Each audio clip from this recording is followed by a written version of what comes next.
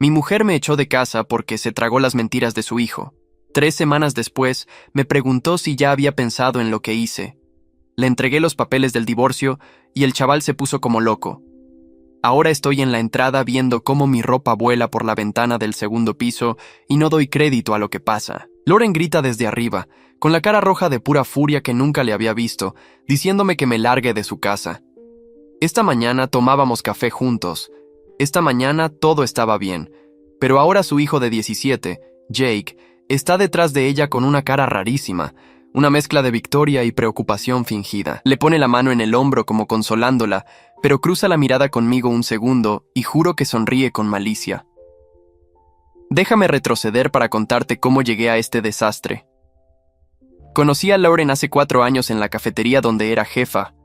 Era una viuda guapísima y buena gente que había perdido a su marido por cáncer 3 años antes. Jake tenía 13, un crío callado que parecía perdido sin su padre. Me enamoré de ella a lo bestia. Salimos 8 meses, le pedí matrimonio y dijo que sí llorando. Les prometí a los dos que nunca intentaría ser el padre de Jake, pero que estaría ahí para lo que necesitaran. Los primeros 2 años fueron geniales. Jake me mantenía a distancia, vale, pero lo entendía. No le insistí en que me llamara papá ni nada. Le ayudaba con los deberes si quería, lo llevaba a casa de sus amigos, pagaba su móvil y su ropa. Compré una casa más grande para que tuviera su espacio. Lauren estaba contenta, yo estaba contento, y pensé que Jake se iba adaptando. Pero ahora veo claro cuándo empezó a torcerse todo, cuándo empezó a envenenar el ambiente. Hace unos 8 o 9 meses, Jake soltaba comentarios a su madre. Los pillaba a veces al entrar en una habitación, cosas que parecían bonitas, pero tenían un filo. Le decía lo guapa que era, que podía ser modelo, que merecía a alguien que la tratara como a una reina. Pensé que era un hijo halagando a su madre. O sacaba a colación a su padre muerto cada vez que poníamos una norma, diciendo que su papá le habría dejado hacer lo que quisiera. Al principio Lauren lo cortaba en seco. Le decía que parara, que yo era bueno con ellos. Pero los comentarios seguían, sutiles, constantes, como gotas que desgastan la piedra. Cuestionaba por qué tenían que seguir mis reglas en lo que él llamaba su casa. Hablé con Lauren. Le dije que quizás Jake tenía problemas para adaptarse, pero lo quitó de en medio como drama adolescente típico, aunque noté que a veces me miraba raro, como escrutándome, buscando algo. Hace 4 meses la cosa se puso más extraña. Jake era 2 personas distintas según si su madre estaba o no. Con ella delante, reía y bromeaba conmigo, como colegas. En cuanto salía, su cara se quedaba en blanco, como si yo no existiera. Intentaba hablarle, proponerle planes, y me respondía con monosílabos. Luego volví a Lauren y de repente se animaba. Empecé a sentirme loco, como si me lo inventara todo. El bombazo llegó hace 3 meses cuando Jake me pidió un coche. No cualquiera, un BMW de 35,000 pavos como el de su amigo. Lo senté y le expliqué que era mucho dinero, que podíamos buscarle uno usado fiable por unos 10,000 y que currara a media jornada para el seguro. Me miró como si le hubiera pegado y se encerró en su cuarto llorando.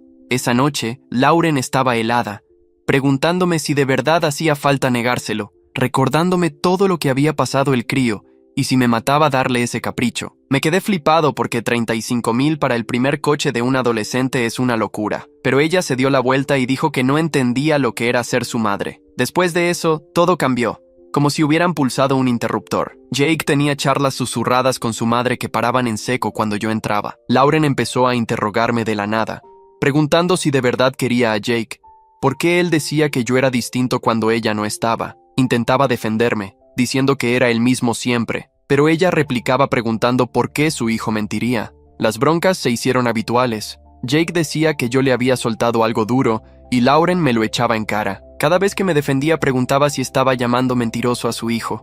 Me sentía atrapado. Vi que lo hacía perfecto. Acusaciones vagas imposibles de rebatir, creando una imagen de mí como un maltratador de doble cara que solo mostraba su lado oscuro a solas. Hace 2 semanas explotó del todo. Llegué del curro y Lauren me agarró del brazo, temblando, diciendo que teníamos que hablar de lo de Jake. Se me cayó el mundo porque no tenía ni idea. Me subió la manga y me enseñó un morado en el brazo. Con lágrimas, dijo que él contó que yo lo había agarrado, que me ponía agresivo cuando ella no estaba. «¡El mundo se me vino abajo!», grité desesperado, pero ella retrocedió como si fuera un peligro. Dijo que no quería creer a Jake, que meses atrás se decía que era un adolescente exagerado, pero lo que contaba era demasiado concreto y constante para ignorarlo. Le cogí las manos suplicando que pensara si en 4 años me había visto violento, pero se soltó y dijo que eso era lo que asustaba, que Jake dijera que yo era 2 personas. Ahí vi a Jake mirando desde la escalera. Por un instante su cara era neutra, casi curiosa, como viendo un experimento. Luego me pilló mirándolo y se le arrugó la cara de miedo. Bajó corriendo gritando por su madre, diciendo que oía gritos y rogándole que no me dejara hacerle daño. Esa actuación terminó de romper a Lauren. Me dijo que hiciera la maleta y me largara, que hasta que aclarara las cosas y se asegurara de que su hijo estaba a salvo, tenía que irme. Preparé la bolsa con las manos temblando, la cabeza dándome vueltas, sin entender cómo mi matrimonio se había ido a la mierda. Al cargar el coche miré arriba una última vez y los vi en la ventana. Jake rodeaba a su madre con el brazo, consolándola como el hijo perfecto. Pero cuando pensó que no le veía bien la cara, miraba el móvil y sonreía. En ese momento lo supe con total seguridad. No era un malentendido ni un chaval haciendo el tonto. Esto estaba calculado y planeado al milímetro. Mientras conducía hacia la casa de mi hermano con toda mi vida metida en bolsas de basura en el asiento trasero, una pregunta me martillaba la cabeza sin parar. ¿Cuánto tiempo llevaba ese crío de 17 años tramando arruinar mi matrimonio? Y lo peor, ¿por qué? La primera semana en casa de mi hermano fue un shock total. Apenas comía, apenas dormía, solo daba vueltas a todo una y otra vez en mi mente. Mi hermano Dave no paraba de insistirme. Pelea, llámala a Lauren, haz que te escuche. Pero ¿para qué si ya me había tachado de monstruo sin más? La llamé como 50 veces esa semana y todas cayeron directas al buzón. Le mandé mensajes suplicando que habláramos, que le explicara, que viera que algo olía fatal en la historia de Jake, pero ni un visto. Para la segunda semana, el shock empezó a pasar y entró algo frío y calculador. Empecé a repasar esos detallitos raros de los últimos meses, las movidas extrañas que no cuadraban, el numerito de Jake en las escaleras, ese segundo de curiosidad antes de ponerse en modo muerto de miedo. Demasiado fluido, demasiado ensayado. El moratón en el brazo que apareció justo después de nuestra peor bronca por el coche, y esas charlas susurradas con su madre que se cortaban cuando yo entraba en la habitación. ¿Qué coño le había estado metiendo en la cabeza todos esos meses? Me di cuenta de que necesitaba ayuda de verdad, de profesionales, porque si Jake llevaba todo este tiempo manipulando, necesitaba pruebas sólidas. Llamé primero a una abogada de familia, Patricia Chun, que venía súper recomendada. Me escuchó sin cortarme, tomando notas. Cuando acabé, me miró seria. ¿La casa es tuya? Le dije que sí. La compré antes de casarnos con mi pasta. Asintió. Bien, eso te da ventaja, pero si quieres divorcio, hay que moverse rápido. Le dije que no lo tenía claro, que una parte de mí aún esperaba que Lauren entrara en razón. Me puso una sonrisa triste. Por experiencia, cuando alguien decide creerse lo peor de ti sin pruebas, ya ha elegido. Me dolió, pero sabía que tenía razón. Luego contraté a un investigador privado, Marcus, especialista en infidelidades y timos. Al principio me sentía paranoico, pero le conté todo. El comportamiento de Jake, las manipulaciones, las mentiras. No se inmutó. He visto casos así. Los chavales pueden ser manipuladores de campeonato cuando quieren algo. Me dijo que empezara por las finanzas, que casi siempre hay rastro de dinero. En menos de una semana, Marcus soltó la primera bomba. Nuestra cuenta conjunta, la de gastos del hogar y ahorros, llevaba sangrando casi 6 meses. 8,000 pavos en total, sacados en cantidades pequeñas que no noté con mis semanas de 60 horas. Compras de equipo gamer, ropa cara, cacharros electrónicos, pedidos de DoorDash a veces 2 veces al día, todo ligado a Jake. Pero lo que me heló la sangre, Lauren tenía que saberlo. Varias compras necesitaban aprobación parental y había transferencias de ahorros para cubrir los descubiertos que él provocaba. Me lo ocultaba, lo cubría, porque sabía que yo diría que no a esos caprichos. Marcus encontró más. Sacó el informe de crédito y vio que Lauren había pedido una tarjeta solo a su nombre hacía 2 meses, justo cuando la campaña de Jake contra mí se puso heavy. La había reventado en nada. Otros 4,000, casi todo para el crío. Cuando me mostró las pruebas, me sentí como si me hubieran dado un puñetazo en el estómago. No era solo Jake manipulando a su madre. Lauren me engañaba activamente, eligiendo a su hijo por encima de nuestro matrimonio y nuestro futuro económico. El bombazo gordo vino cuando Marcus propuso mirar las redes y el rastro digital de Jake. Tenía un contacto que accedía a mensajes y posts borrados, todo legal con las herramientas adecuadas. Le di luz verde, aunque me sentía un intruso, porque necesitaba la verdad.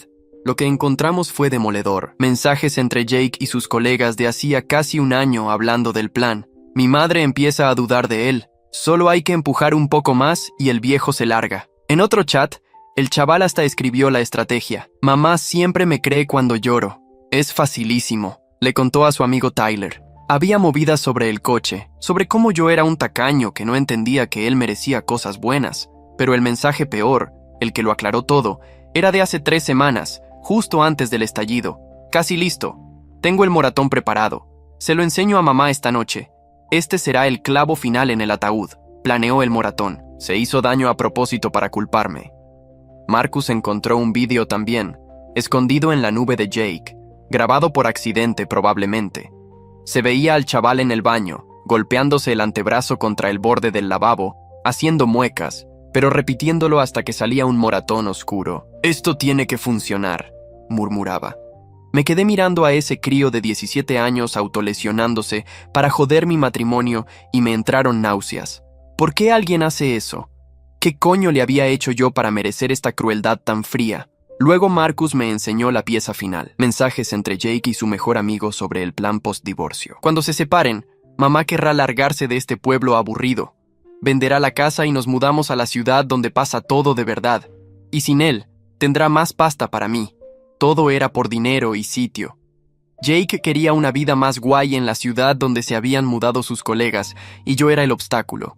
La casa estaba a mi nombre, así que Lauren no podía venderla casada. Pero divorciados, pensaba que ella querría empezar de cero y él conseguiría lo suyo. Lo tenía todo: el fraude financiero, los mensajes manipuladores, el vídeo del moratón. Patricia Chun revisó el dossier y dijo que era más que suficiente para un divorcio con acuerdo brutal a mi favor, pero me advirtió que sacar a la luz las manipulaciones de Jake podía cargarse para siempre lo que quedara con Lauren. Casi me reí. ¿Qué relación? La tía me echó a la calle por mentiras sin darme ni una oportunidad de defenderme. Esa noche, 3 semanas después de que me largara, por fin me llegó un mensaje de Lauren. ¿Has tenido tiempo de pensar en tu comportamiento? Jake dice que te da otra oportunidad si le pides perdón y prometes mejorar. Podemos hablar de que vuelvas si de verdad has reflexionado sobre lo que hiciste. Me quedé mirando el mensaje un rato largo. No preguntaba si yo estaba bien. No pedía disculpas por no escuchar mi versión. Exigía que yo me disculpara con el crío que había orquestado toda esta pesadilla. Le respondí solo 4 palabras. Ven mañana, 3 p.m. Contestó al instante. ¿Significa que estás listo para arreglarlo? No respondí. Pasé el resto de la noche organizando las pruebas en una carpeta, imprimiendo mensajes, extractos bancarios. Todo. Mañana, Lauren iba a enterarse de la verdad sobre su hijo, y nuestro matrimonio se iba a la mierda para siempre. No había vuelta atrás. Lauren llegó a la cafetería a las 3 en punto clavadas. La vi desde la ventana mientras aparcaba. Parecía cansada. Estaba más flaca de lo que recordaba, con ojeras que el maquillaje no tapaba del todo. Por un segundo me dolió el cariño que le tuve, pero luego pensé en las 3 semanas sin hablar, las acusaciones, cómo se tragó lo peor de mí sin preguntar nada. Caminaba hacia la puerta con cara de esperanza mezclada con nervios, seguro pensando que yo iba a llegar destrozado y pidiendo perdón. Elegí esa cafetería a propósito: terreno neutral, lleno de gente, nadie con ventaja, y quería testigos de lo que iba a pasar. Me vio en la mesa del fondo y se acercó, sentándose enfrente con una sonrisa medio tímida. El lugar estaba lo justo de lleno para que nadie nos oyera, pero no tan vacío como para estar solos. Me puse de forma que viera el estacionamiento por la ventana. Empezó a hablar de que ella y Jake habían charlado, que si yo iba a terapia y controlaba mi mal genio, tal vez podíamos seguir. La dejé hablar como 30 segundos. Levanté la mano y le pasé un sobre grande por la mesa. Lo miró confundida, luego a mí con cara de ¿qué es esto? Le dije que lo abriera sin emoción. Dudó. Lo tomó con manos temblorosas. Lo primero que vio: los papeles del divorcio, firmados por mi abogado. Se puso blanca, me miró choqueada y empezó: «Podemos arreglarlo». Le dije que siguiera mirando. Pasó las hojas y vi cómo le cambiaba la cara al ver los extractos bancarios. Las tarjetas, los cargos marcados, $8,000 nuestros que Jake había gastado. Intentó explicar, la corté y le dije que siguiera. Llegó a los mensajes impresos. Jake contándole a sus amigos todo el plan, cómo la manipulaba fácil, cómo el viejo se iría pronto. Vi el momento exacto en que leyó lo que su hijo había escrito. Le temblaron las manos, negaba con la cabeza como si pudiera borrar lo que veía. Susurró que no podía ser real, que eran falsos. Saqué el celular. Puse el video bajito para que solo ella oyera. La voz de Jake, golpeándose el brazo contra el lavabo una y otra vez para hacerse el moretón. Lauren se derrumbó, soltó los papeles, se tapó la boca. Balbuceaba que él le había dicho, que yo lo agarré, que lloró y parecía aterrado. La corté frío.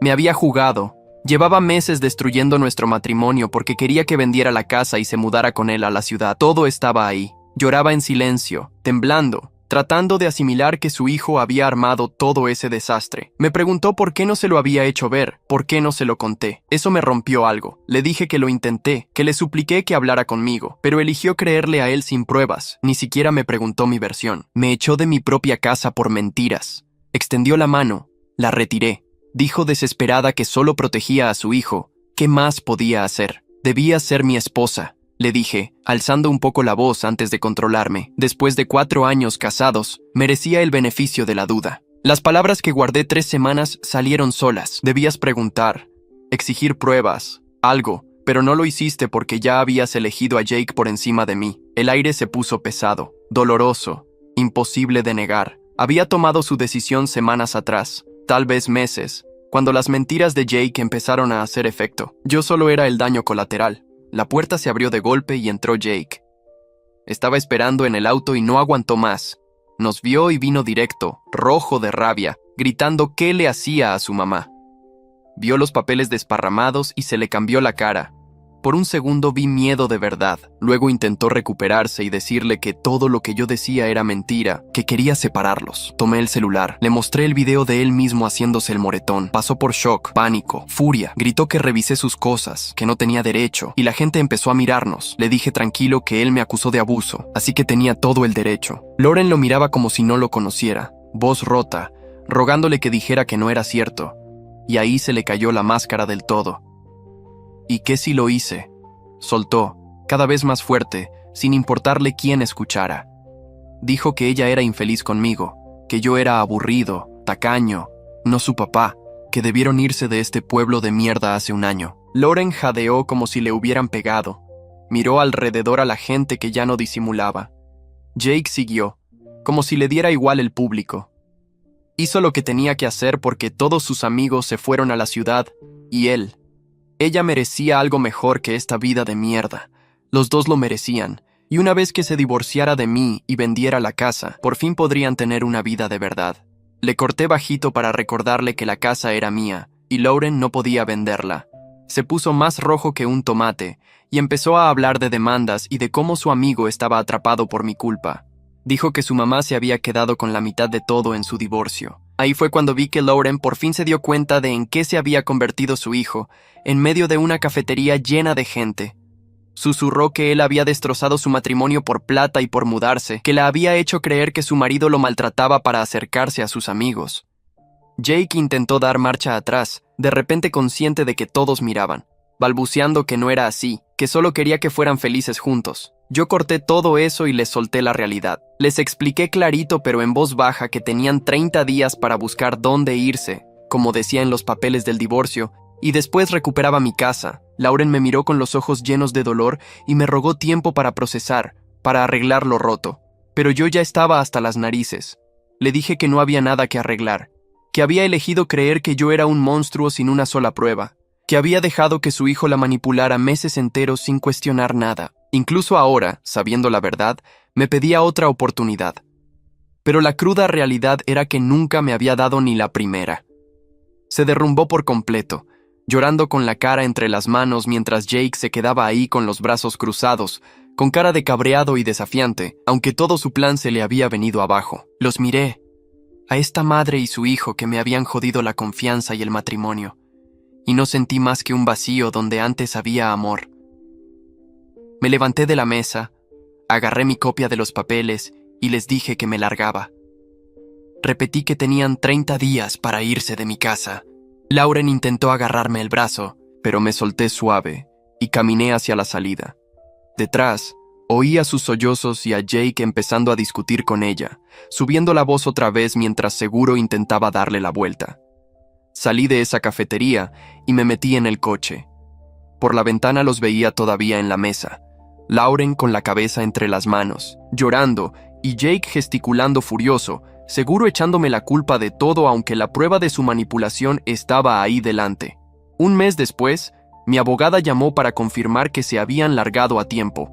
Habían encontrado un pisito de 2 habitaciones al otro lado de la ciudad, nada que ver con la casa que dejaron. Patricia me contó que Lauren intentó pelear por algo de dinero, pero no tenía ni una pata legal donde apoyarse porque la casa era mía de antes del casorio, y ella había sido cómplice en el robo de 8,000 pavos. Dave me dijo por amigos en común que Lauren estaba hecha mierda, apenas iba al curro, que Jake le amargaba la vida culpándola por no moverse más rápido, por no vender la casa de alguna forma, por joderle el plan.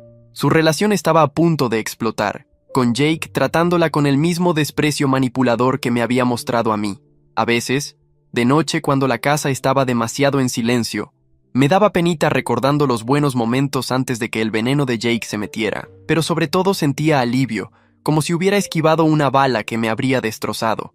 No se puede armar un matrimonio con alguien que no confía en ti, y no se puede querer a quien te tira a la basura en cuanto le conviene. Aprendí la lección más dura de mi vida, una que me costó 4 años en un matrimonio que creía eterno. La confianza sin hablar no es confianza de verdad, es fe ciega, y la fe ciega sin pruebas ni preguntas es peligrosa. Jake me lo enseñó de la peor manera posible, y ahora tanto él como Lauren vivían con las consecuencias de las mentiras que eligieron creerse y la lealtad que pusieron en el lado equivocado. ¿Qué te parece esta historia? Cuéntame en los comentarios. Dale like y no te olvides de suscribirte para más historias reales.